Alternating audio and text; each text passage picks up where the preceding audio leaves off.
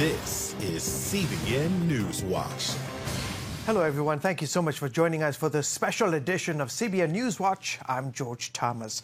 Today, we're exploring the truth about one of the most iconic characters in early American history. Look, if you look at the nation and our founding as a nation, without Jamestown, there would be no America. And without Pocahontas, there would be no Jamestown. But who was she and how did she help the first English settlers to survive? Gordon Robertson brings us her story. She fascinates generations of people across the globe. Disney's portrayal of her captured imaginations. But who was Pocahontas? She's a mystery. She's made out of English words which have their purposes, and there's almost no neutral Pocahontas. There is no black and white on this. You know, there's a whole lot of gray, a million shades of gray. Pocahontas didn't write anything down. There was no written language of her people. So everything we know of Pocahontas comes to us through the observations of Englishmen. One has to try and find out more than just the Disney version. They made her like a cartoon character, like she might have been some kind of legend or something that didn't really exist. She was an essential part of the Powhatan Confederacy. We were taught that she betrayed her people. And what about John Smith? Smith, he's pretty quick to publicize himself. John Smith is probably the person who is most involved in creating the Pocahontas of legend, and it's hard to tell the legend from the truth in his writings. John Smith wrote that Pocahontas rescued him during captivity and saved his life, a claim doubted by many scholars. He has 3 accounts of his time in Jamestown and his captivity there, and it's only in the 3rd time of writing, 1624, that he talks about her as the person who rescued him. Legend says, she was Powhatan's favorite daughter. That's why he saved John Smith, because she fell in love and asked for it. Not so much. I believe that was a part of the Powhatan adoption ceremony. The rescue is, I think, improbable, but of course there's only one person who wrote anything down. There's only one witness, and that's John Smith. In real life, she married John Rolfe. In the legend, she will forever be in love with John Smith, because John Smith told us so. Pocahontas isn't a myth, but why is her story relevant to us today?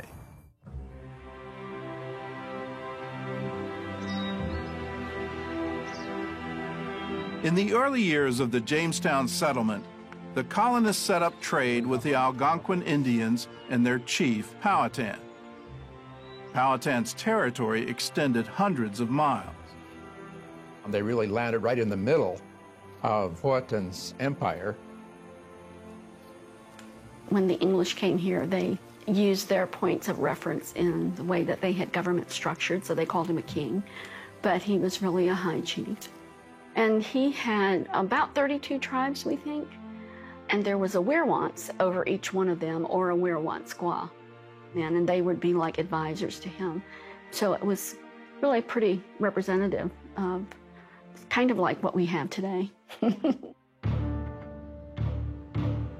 In his negotiations with the English, it's likely that Powhatan saw opportunity. He wanted the metal tools, the arms. He didn't have any of those things. Could have revolutionized life in Powhatan. So he adopted them in like he would have any other tribe, so that he would have access to those resources, because it would strengthen his political position in the state.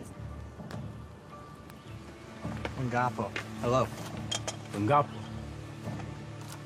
Corn. We need the corn. The settlers were dependent on the natives for food, but also wanted Powhatan and his people to come under their control. The colony was struggling. It's the story of all the English colonies. They couldn't take hold, they couldn't live, they couldn't feed themselves. In 1611, after several years of conflict, Alexander Whitaker arrived in the midst of this turmoil. The Anglican minister left a comfortable life in England to come to the New World. He was a young man, very, very well educated, comes from a long family of scholars. Uncle Lawrence was a noted Anglo-Saxon scholar. Uncle Alexander, besides being a great fisherman, is also the accidental inventor of bottled beer. But yeah, very well-educated family, very well-educated young man, went to Eton, went to Cambridge. This is the man who's coming over here. He's going to have church twice a day, 3 times on Sunday. Sunday's when he's going to preach his sermon. But morning and evening, he will have a service here, and everyone will attend. That is the law. Alexander Whitaker's concern was conversion of the Native Americans, as well as pastoring the English that were there and reproving them for their failure to live up to the gospel when they didn't. When we look at Whitaker, we see not John Calvin. I don't see Calvin thumping on his pulpit, screaming about, fire and brimstone coming down. We see more Billy Graham, who is reasoning. He's saying, look, this is what we believe, this is why we believe it. He recognized that the Native Americans in Virginia are not a whole lot different than the English were back before they knew Christianity, when England was essentially a conglomeration of various tribes. He's looking at them and saying, okay, they're like us. They're part of God's creation, and they don't know the true way. We need to show them this. We need to bring them into the right path. In 1612, Whitaker wrote Good News from Virginia, a sermon he preached and then sent to the colony's sponsors in London. The sermon was based on a passage from Ecclesiastes 11. Cast your bread upon the waters, for after many days you will find it again. In spite of the colony's economic losses, the sermon moved the founders of the colony so much that they published it throughout England. Jamestown was a commercial venture in the sense that people invested money in it, sort of like venture capitalists, expecting to get money back. Wherefore, I do not marvel that there have been great discouragements and many adversaries at this plantation. For the devil, knowing that where Christ wins, he looseth. Whitaker castigated the English who were investing only from a monetary standpoint. He said, we need colonists to come who will really live the Christian life and have a concern for being used of God as catalysts for the conversion of the Native Americans. Whitaker's commitment to building good relations with the Native Americans was about to be tested. The English didn't understand the codes of respect and honor that the Powhatans lived by. So when they would go in and take up land without asking, it was an affront to him and an insult. And so he retaliated. And that's when things started to turn, when they were taking land that he didn't give them. And he actually said, why take by force that which would be given you for the asking? It fairly quickly broke down in some difficult situations, and there were people killed on both sides, hard feelings, and captives taken. Chief Powhatan, he's as sharp as any European monarch. He's on the ball. He keeps the English off balance. He keeps them guessing. He allies with them when he wants to. He fights them when he has to. At this time, the Native Americans, the Powhatan Indians, had a number of English in captivity and also some guns. The colonists wanted to convince Powhatan to return the English hostages and weapons. A sea captain named Samuel Argall came up with a plan. He decided to kidnap the chief's favorite daughter and hold her for ransom. She really became this pawn in the middle of this life or death game that was taking place between these two groups of people who I think had good reason to deeply mistrust the motives of the other one. Coming up, Pocahontas meets the man who will radically change her life. And he's not Captain John Smith. See how their friendship brought two worlds together right after this. Stay with us. Come home to the sounds of Southern Gospel from CBN Radio.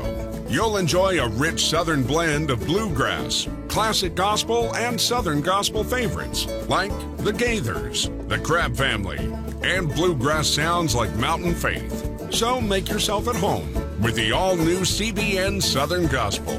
Now available at cbnradio.com.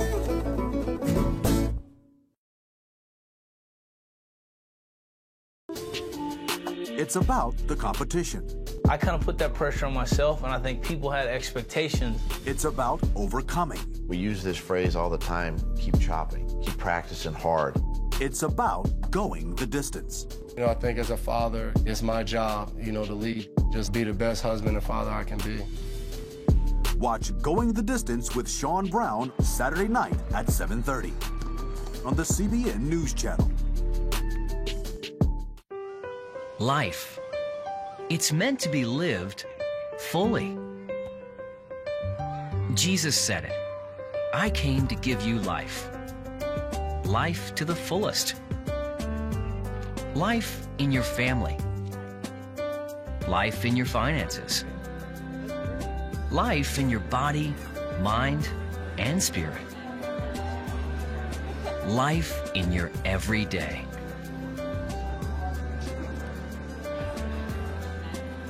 At CBN.com, we're taking what Jesus said seriously. We're here to help you discover life. Life. Live it fully. CBN.com.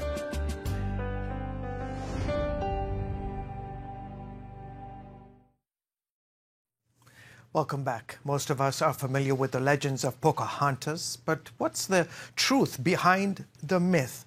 In part 2 of CBN's Pocahontas docudrama, you'll meet the man who captivated Pocahontas' favorite daughter, and he's not Captain John Smith. Pocahontas, whose given name was Matoaka, was no stranger to the colonists. As a little girl, she brought gifts of food to Jamestown. She also played games with the English boys, living up to her nickname, Pocahontas, which means naughty or mischievous one. Pocahontas seemed to have been beloved by the colonists and by her peoples, the Powhatan, as well. I think the Englishmen saw this innocent child. This wasn't someone who was going to attack you or anything like that. And I think similarly to the Powhatan, this was obviously an example of the innocence and goodness of their people and a symbol of her father's sort of benevolent power. I think her personality was light. I think she was obviously full of love and generosity and grace. So she was already royal before anybody ever called her a princess. When Chief Powhatan heard that his favorite daughter had been captured, he released the prisoners, but told the settlers that all the guns were broken or lost. Sir Thomas Dale, the governor of the Virginia colony, didn't believe Powhatan's story, and he refused to release Pocahontas. In the spring of 1613, Dale sent Pocahontas to the neighboring settlement of Henricus under the care of his trusted friend, the Reverend Alexander Whitaker. I was reading from Matthew. Whitaker spent the next year teaching Pocahontas about the Bible. Just one of my favorites. It is called the Sermon on the Mount. When Alexander Whitaker arrived, he would have had the Book of Common Prayer with this revised catechism. He would have had a Bible, probably the Geneva Bible. So this is what Alexander Whitaker would have taught Pocahontas. And she, in question and answer form, would have learned all the basic doctrines about who is God, who is Jesus Christ, what it means to be a Christian.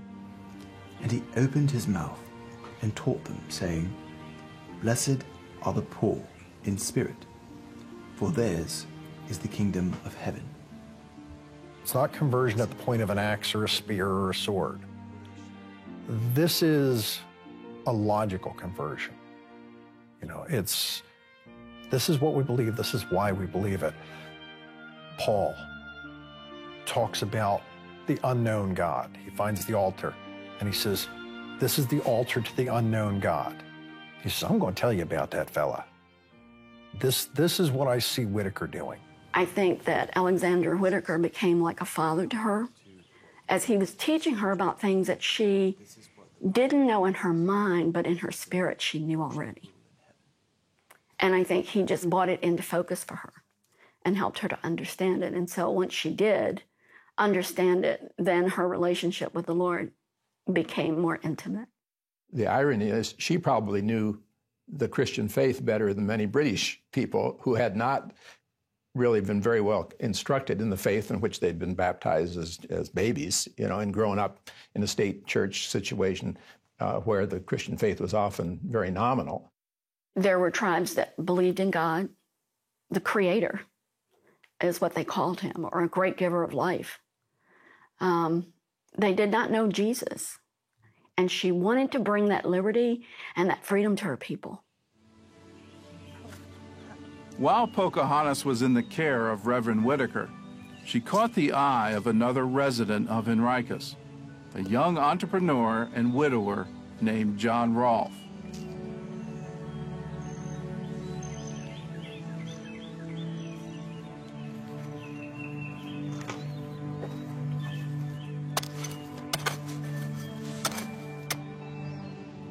He was able to produce a kind of tobacco that became the saving of the colony, Virginia Tobacco. So he was an important person commercially for the colony.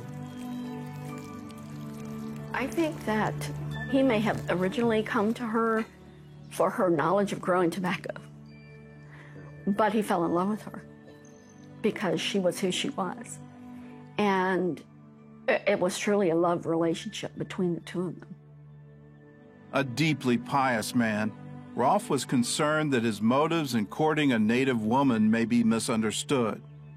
He wrestled with his convictions, but in the end, he followed his heart and wrote to the governor requesting permission to marry Pocahontas. To Sir Thomas Dale, Governor, Henricus Settlement. My chief intent and purpose is to strive with all the power of my body and mind for the glory of God and for the conversion to the true knowledge of Jesus Christ, Pocahontas, to whom my hearty and best thoughts are, and have a long time been so entangled and enthralled in so intricate a labyrinth that I was weary of finding a way out. But God has opened the gate and led me by the hand that I might plainly see safe paths to tread. As I proceed, my daily prayers shall be to bring to pass such good that all the world may truly say, this is the work of God, and it is marvelous in our eyes. I think it's one of the most remarkable documents in history because how honest he is really with himself and his own motivations. He hints at some of the feelings he was having for her and so on, and even the physical attractiveness. And so a lot of soul searching about that. But I think he was sincere, and I think God was in that. When I read the letter that he wrote asking for permission to marry Pocahontas, I could feel the integrity of what he was saying. He said, this is not a lustful thing. This is not something that's a political thing or anything. I love her, and we want to be married, and I don't want it to be seen as anything other than a sincere desire to be with the woman I love. In March of 1614, before Rolfe's letter was delivered, Dale sailed up the Virginia coast to try again to exchange Pocahontas for the pillaged guns. When Dale's group arrived, they were met by two of Pocahontas' half-brothers. Although they were happy to see their sister unharmed, they refused to return the guns. Pocahontas responded with news of her own. Up next, she only lived 21 years, but her impact has been remembered through the ages. We conclude with the life and legacy of American legend Pocahontas in a moment. Too often, we carry baggage from our past. You know what it's like. It affects everything and everyone in our lives. It's always there, weighing us down and keeping us from achieving true happiness. But do you know God never meant for us to be trapped in the past? You can be free of your baggage. Learn how God's forgiveness leads to changed lives and new beginnings. Call the 700 Club. I'm Ephraim Graham, and this is Studio 5. Cruise with me as I discover the good things happening in the world of music, sports, television, and movies. The fact that Ryan Coogler was going to be directing the film, I knew that something special was going to happen. We'll chat with artists at the forefront of entertainment and explore the connection between popular culture and faith. I asked my pastor, I said, well, does that mean I'm supposed to be a preacher? He says, well, no, you already have a pulpit. Watch Studio 5, Wednesday night at 9:30. Tikkun Olam. This is our nature as a country. To make the world a better place. Literally, we felt the earth shaking. The Christian Broadcasting Network presents To Life, how Israeli volunteers are changing the world. This film needs to be seen by everyone. I was in tears. Now you can own the inspiring documentary To Life on DVD. There is blood on our hands if we know and we walk away. I'm so grateful that this film was made. To Life can be yours for a gift of $10 or more.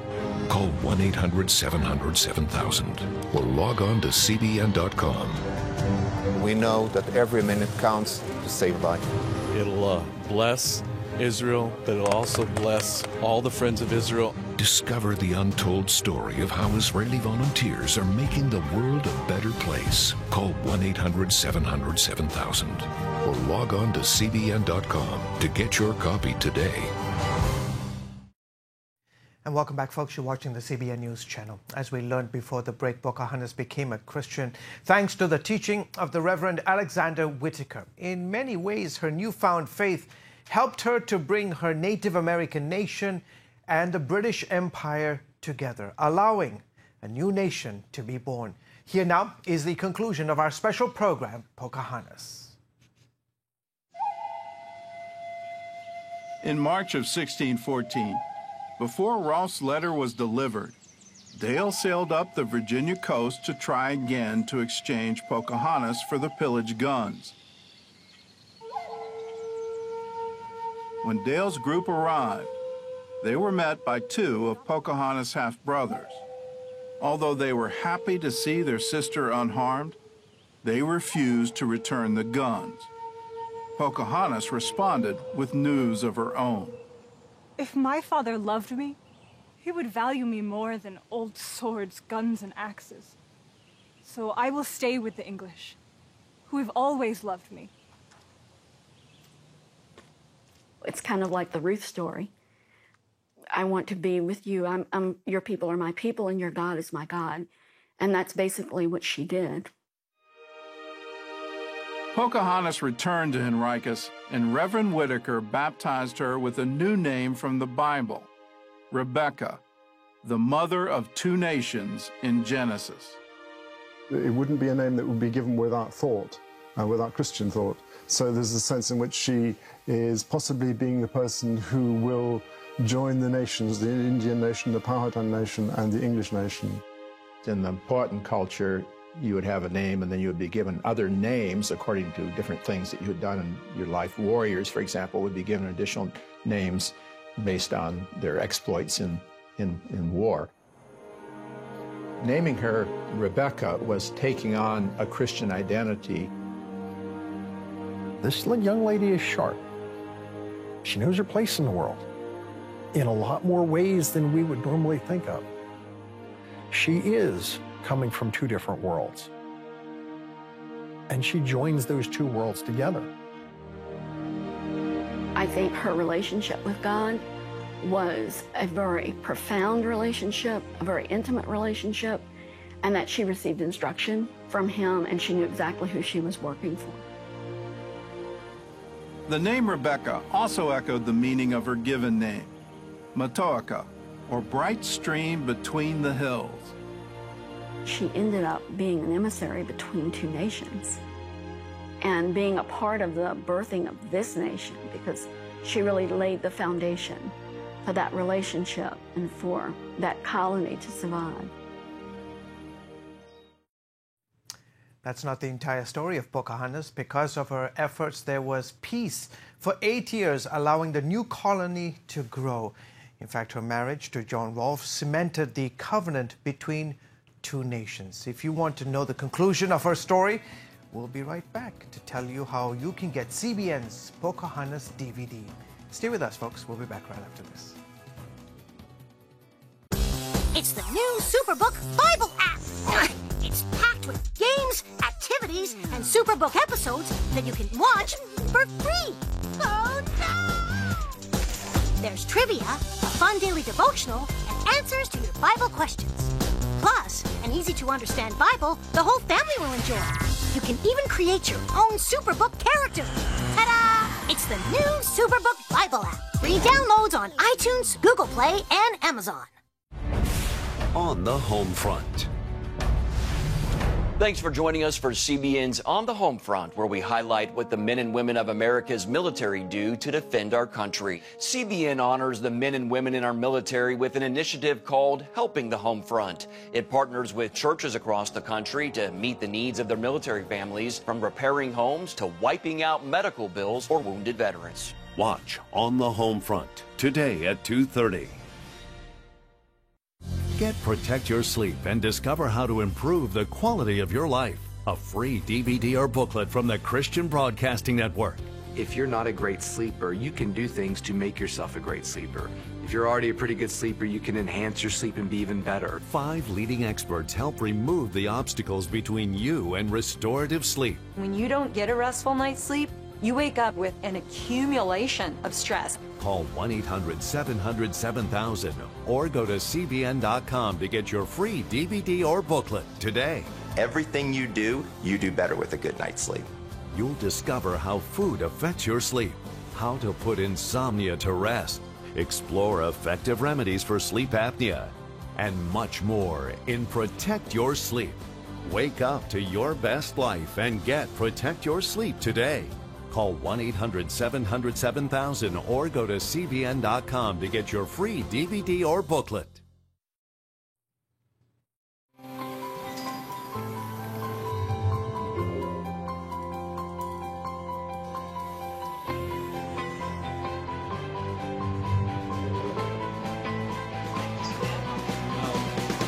I am Region's first ROTC graduate student.